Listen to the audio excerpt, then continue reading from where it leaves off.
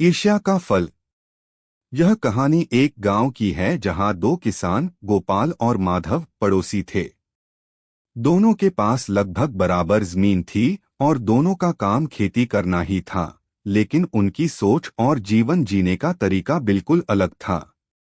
गोपाल एक मेहनती, ईमानदार और संतोषी व्यक्ति था, जिसका स्वभाव हमेशा खुश और सहयोगी था।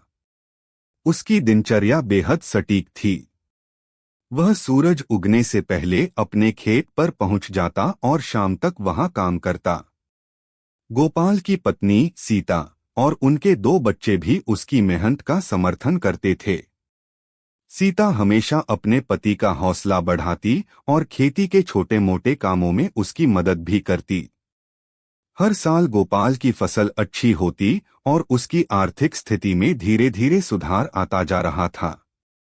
अपनी मेहनत और सफलता के कारण गांव में उसकी इज्जत थी। लोग उससे सलाह लेते, उसकी बातें ध्यान से सुनते और उससे सीखने की कोशिश करते। यह सब देखकर गोपाल बहुत प्रसन्न था। उसे लगता था कि उसकी मेहनत और ईमानदारी का फल उसे मिल रहा है और वह इसी तरह अपनी जिंदगी में आगे बढ़ता रहना चाहता था। वहीं दूसरी ओर माधव का स्वभाव बिल्कुल अलग था। वह हमेशा दूसरों से जलता और उनकी सफलता से ईर्ष्या करता था। जब भी वह गोपाल को खुश और खुशहाल देखता, उसके मन में ईर्ष्या का भाव आ जाता। माधव अपनी फसल पर उतना ध्यान नहीं देता था, लेकिन फिर भी चाहता था कि उसकी फसल भी शानदार हो। उसकी पत्नी रमा ने कई बार उसे समझाया, अपने काम पर ध्यान दो और दूसरों की तरक्की से ईर्ष्या मत करो, इससे कुछ हासिल नहीं होता। लेकिन माधव पर इसका कोई असर नहीं हुआ।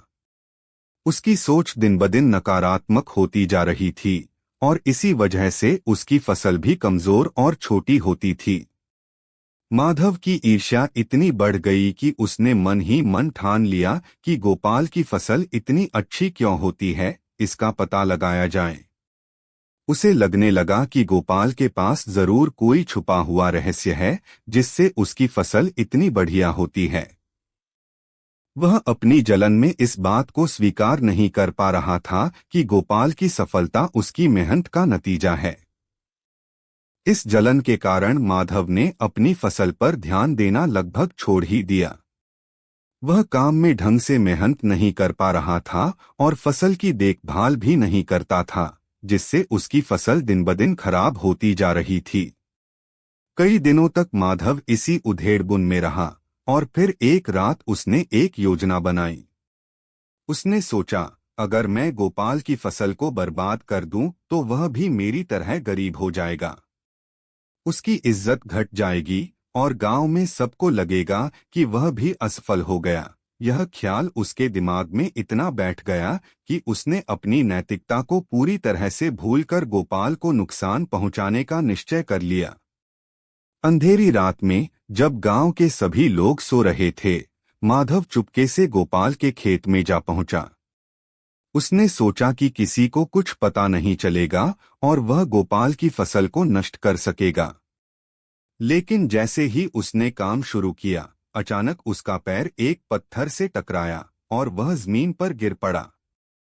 गिरने से उसकी टांग में गहरी चोट लग गई और उसका शरीर बुरी तरह से घायल हो गया। दर्द के मारे वह उठ नहीं पा रहा था और कराह रहा था। किसी तरह वह घिसटते घिसटते अपने घर पहुंचा, लेकिन चोट इतनी गहरी थी कि वह कई दिनों तक बिस्तर से नहीं उठ पाया। कुछ दिनों बाद यह बात गांव में फैल गई कि माधव घायल हो गया है और अब चल फिर भी नहीं सकता।